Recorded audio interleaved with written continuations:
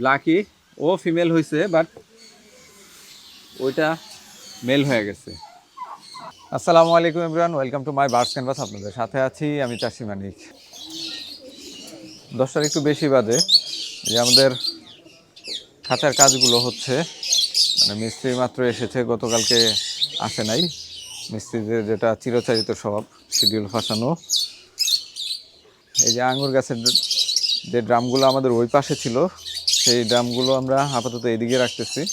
আপাতত যেটা ভাবতেছি যে এগুলো তো শীতের শেষে বসন্তে নতুন পাতা গজাবে, তার আগ অবধি এখানেই থাকুক। ইভেন এখানেও রেখে দিতে পারি, সেটা পরে দেখা যাবে,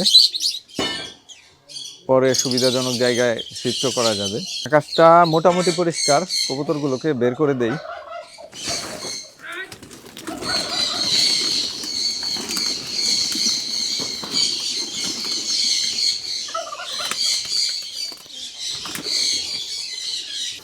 এই কবুতরটা পর কাটা ছিল, তো এটাকে লাগানোর চেষ্টা করতেছি। মানে এটা এখানে সেট হয়ে গেছে মোটামুটি, পরগুলো আস্তে আস্তে উঠাই দিচ্ছি একটা দুইটা করে।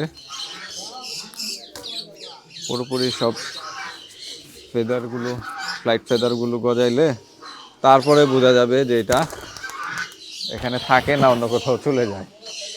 আশা করি যাবে না আর কি।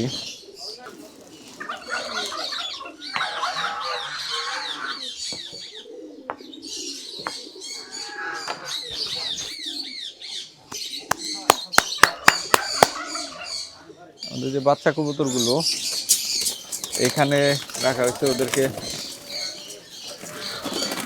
পানিটা নোংরা করে ফেলছে। ওদেরকে খাবার দিলাম, ওদেরকে মূলত 2 বেলা খাবার দেই। আরও কিছুদিন এভাবে 2 বেলায় খাবার দিব, তারপরে হচ্ছে গিয়ে বাকি সব ফ্লাইং ইউনিটের কবুতরের মতোই 1 বেলা করে খাবার দেব।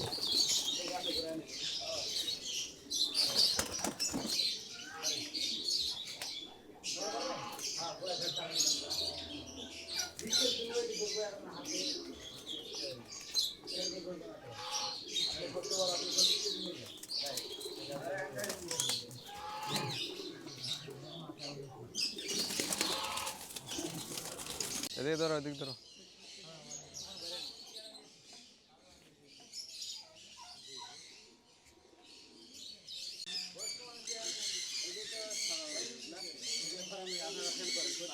তো আমাদের ময়ূর সহ সব প্রাণীদেরই একটু কষ্ট হচ্ছে, কারণ এদিকে কাজকর্ম করা হচ্ছে। আজকে দেখেন, এই যে এটা হচ্ছে লাল শাক, লাল শাক খেতে দেওয়া হয়েছে হাঁস মুরগিদের। খুব একটা খায় নাই, মানে লাল শাক কি ওরা পছন্দ করতেছে না কিনা। আমাদের বার্ডগুলোর জন্য আউটডোর অ্যাভিয়ারি হয়ে গেলে দেন হচ্ছে গিয়ে আমরা খরগোশের জন্য একটা জায়গা নির্ধারণ করে সেখানে একটা চমৎকার ঘর বানাই দিব খরগোশদের জন্য। তো খরগোশদের কি অবস্থা একটু দেখি। খরগোশদের জন্য ঘাস নিয়ে আসা হয়েছে।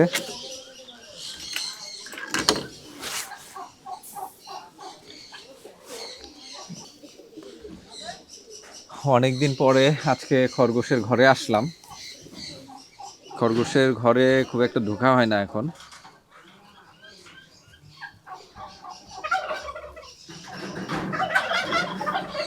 আলহামদুলিল্লাহ সবাই ভালো আছে। আমাদের এই যে ব্রাউন কালারের র্যাবিটটা, এটা যখন আমরা আনি বিক্রেতা আমাদেরকে এটা মেয়ে বলে দিয়েছিল। মানে এইটা আর এই ব্ল্যাকিটা দুইটাকে একসাথেই আনা হয়। আনফর্চুনেটলি এটা ছেলে হয়ে গেছে। এখন আমাদের এখানে ছেলের সংখ্যা বেশি হয়ে গেছে। তো লায়ন হেড লফ র্যাবিটের ছেলে যদি কারো প্রয়োজন হয় তাহলে একটা ছেলে আমাদের কাছ থেকে নিতে পারবেন। আমাদের এখানে 2টা ছেলে আছে, এই যে এইটা একটা, আর একটা হচ্ছে এই যে এটা। তো প্রথমে কিন্তু আমরা লায়ন হেড লফের এই 2টা একসাথে নিয়ে আসছিলাম, এটা মেল এটা ফিমেল। পরে দিয়ে আরো 2টা ফিমেল আমরা নিয়ে আসি, এই যে এইটা আর এই যে কালোটা। এদিকে আসো, এদিকে আসো। তো আনফর্চুনেটলি কালোটা ঠিকই ফিমেল হয়েছে। ব্ল্যাকি ও ফিমেল হয়েছে, বাট ওইটা মেল হয়ে গেছে।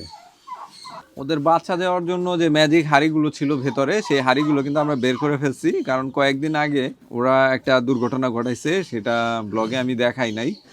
মানে কোনো একটা রেবিট বাচ্চা দিয়েছিল, সেখানে হাঁড়ি ভর্তি আরও বালু নিয়ে বাচ্চাগুলো মেরে ফেলছে, মানে চাপা পড়ে মারা গেছে। দেন হচ্ছে গিয়ে আমি হাঁড়িগুলো বাইরে সরাইয়া দিছি।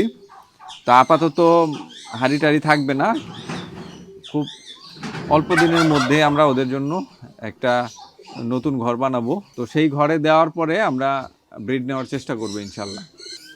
এতদিন কিন্তু আমাদের ওই যে ভেতরে যে রয়্যাল টার্কিটা, রয়্যাল পাম টার্কিটা, ওইটা বাইরে ছিল, নিঃসঙ্গ একা ছিল। এখন আমরা ওকে ভেতরে দিয়ে দিয়েছি ফিমেলের সাথে। আর ভেতরে যে বড় মেলটা ছিল আমাদের, এই যে ব্রড ব্রেস্টেড ব্রোঞ্জ যে টমটা, এইটাকে বাইরে দিছি। ও এখন নিঃসঙ্গভাবে দেখেন ঘোরাঘুরি করতেছে। ওর কিন্তু অনেক ওয়েট, আমি একদিন মেপে দেখাবো। তো আমার ধারণা ওর ওয়েট মেবি 10 কেজির উপরে হবে, মোটামুটি শিওর যে ওর ওয়েট 10 কেজির উপরে হবে। আরেকদিন মেপে আপনাদেরকে দেখাবো ইনশাল্লাহ। তো সুপ্রিয় দর্শক, আজকের ব্লগটি এখানেই শেষ করছি। দেখা হবে পরবর্তী ব্লগে। বার্ডস ক্যানভাসের সাথেই থাকুন।